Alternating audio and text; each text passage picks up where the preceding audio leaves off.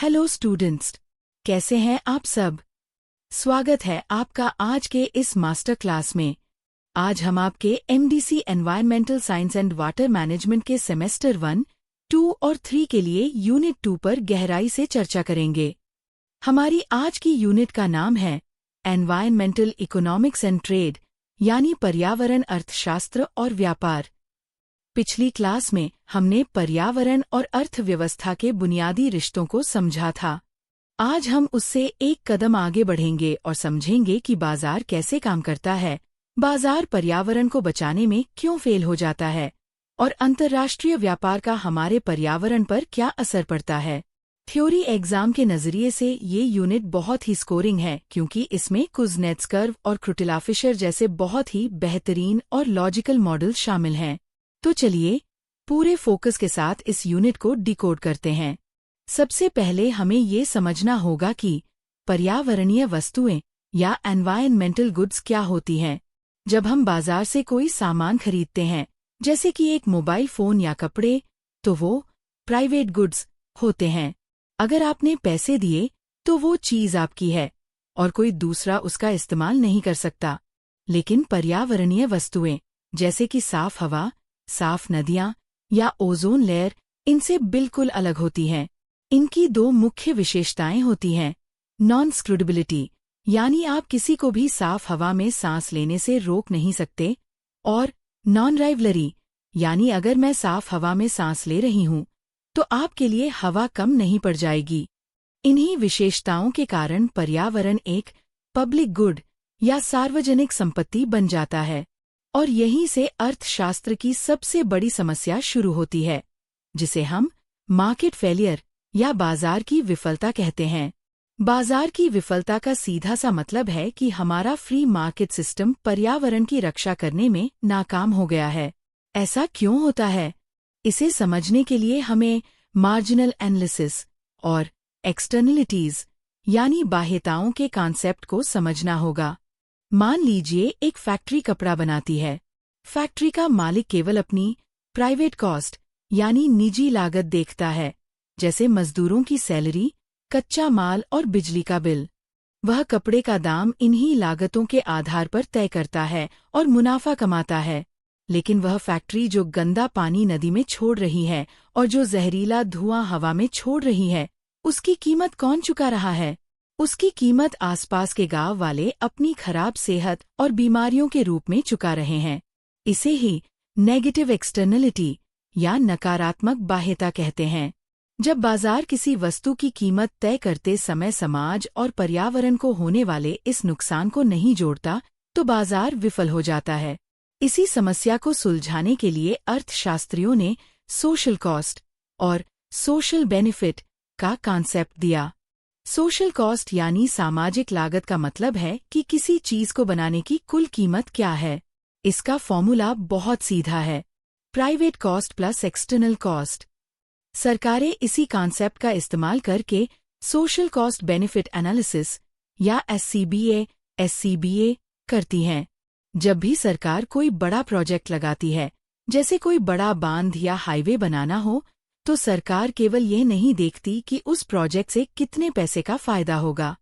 सरकार ये भी देखती है कि उस बांध को बनाने के लिए कितने जंगल काटने पड़ेंगे, कितने जानवरों का घर उजड़ेगा और कितने आदिवासियों को विस्थापित होना पड़ेगा। अगर सामाजिक और पर्यावरणीय नुकसान उस प्रोजेक्ट से होने वाले आर्थिक फायदे से ज्यादा है, तो एक अच्छी सरकार उस प्रोजेक्ट को मंजूरी नहीं देगी। यही सोशल कॉस्ट बेनिफिट एनालिसिस का मुख्य उद्देश्य है, आर्थिक विकास और पर्यावरण के बीच एक संतुलन खोजना। इस संतुलन को और गहराई से समझने के लिए हमारे सिलेबस में एक बहुत ही मशहूर ग्राफ है, जिसे एनवायरमेंटल कुज़नेट्स कर्व या ईकेसी कहा जाता है।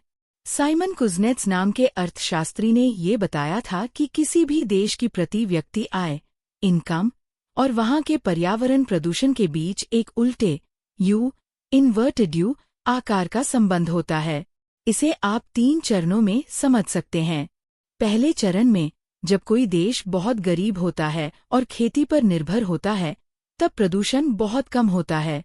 दूसरे चरण में जब वह देश विकास की दौड़ में शामिल होता है, वहाँ खूब सारी फैक्ट्रियां लगती हैं, तो लोगों की आय तो बढ़ती है, लेकिन साथ ही प्रदूषण भी अपने चरम स्तर पर पहुंच जाता है।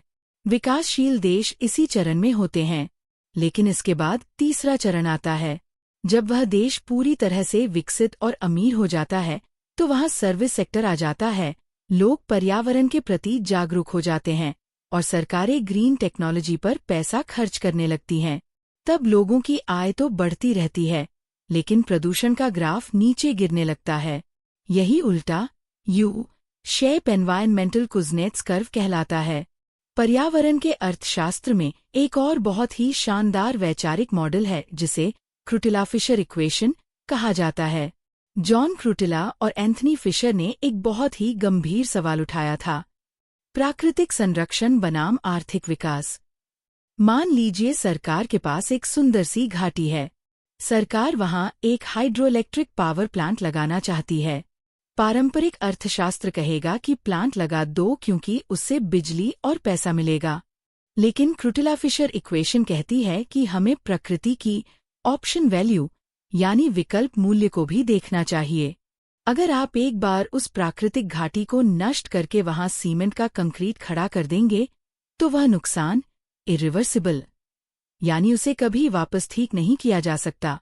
जैसे जैसे समय बीतेगा, इंसान के पास टेक्नोलॉजी तो बहुत होगी, लेकिन असली और शुद्ध प्रकृति दुर्लभ हो जाएगी। इसलिए भविष्य में उस बची हुई शुद्ध प्रकृति की कीमत उस पावर प्लांट की बिजली से कहीं ज्यादा होगी। यह इक्वेशन सरकारों को चेतावनी देती है कि ऐसे प्रोजेक्ट्स को पास करने से पहले अपरिवर्तनीयता इरिवर्सिबिलिटी के सिद्धांत को जरूर ध्यान में रखें। अब हम इस यूनिट के आखिरी हिस्से पर आते हैं, इंटरनेशनल ट्रेड और पर्यावरण। आज पूरी दुनिया एक ग्लोबल विलेज बन चुकी है।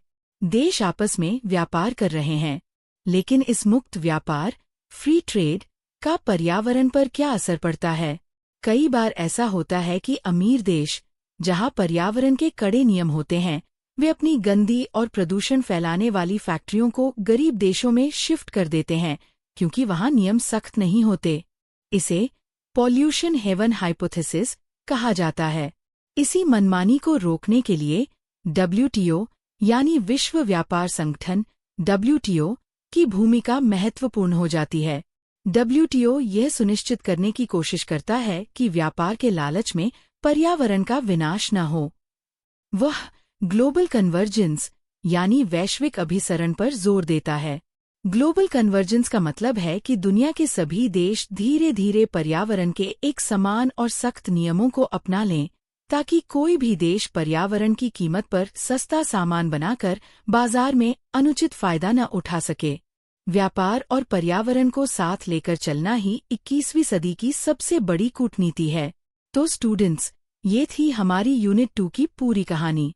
निष्कर्ष के तौर पर हम कह सकते हैं कि बाजार की शक्तियां और व्यापार तभी तक हमारे लिए अच्छे हैं, जब तक वे प्रकृति की सीमाओं का सम्मान करें। पर्यावरण अर्थशास्त्र हमें इसी सीमा को गणितीय और तार्किक रूप से मापना सिखाता है। चलिए, एग्जाम से ठीक पहले याद रखने वाली मुख्य बातें अगले 1 मिनट में सुन लीजिए। पर्यावरणीय वस्तुएं नॉन एक्सक्लूडेबल होती हैं, जिसके कारण बाजार अक्सर उनकी सही कीमत नहीं लगा पाता और विफल हो जाता है। सोशल कॉस्ट में प्राइवेट कॉस्ट के साथ साथ पर्यावरण को होने वाला नुकसान एक्सटर्नलिटी भी जुड़ा होता है। कुज़नेट्स कर्व एक उल्टे यू आकार का ग्राफ है, जो बताता है कि शुरुआत में विकास के साथ प्रदूषण बढ़ता है, लेकिन देश के अमीर होने पर प्रदूषण कम होने लगता है। क्रुटिला-फिशर इक्वेशन हमें सिखाती है कि प्रकृति का विनाश अपरिवर्तनीय है, इसलिए संरक्षण का मूल्य हमेशा विकास से ज्यादा आंका जाना चाहिए। और अंत में, विश्व व्यापार संगठन ग्लोबल कन्वर्जेंस के माध्यम से ये सुनिश्चित करता है कि अंतर्राष्ट्रीय व्यापार पर्यावरण के लिए खतरा न बन जाए। अगर आप इन कॉन्सेप्ट्स को अच्छी तरह समझ गए हैं, तो थ्योरी एग्जाम में आप बहुत ही प्रामाणिक और प्रभावशाली उत्तर लिख पाएंगे। Thank you.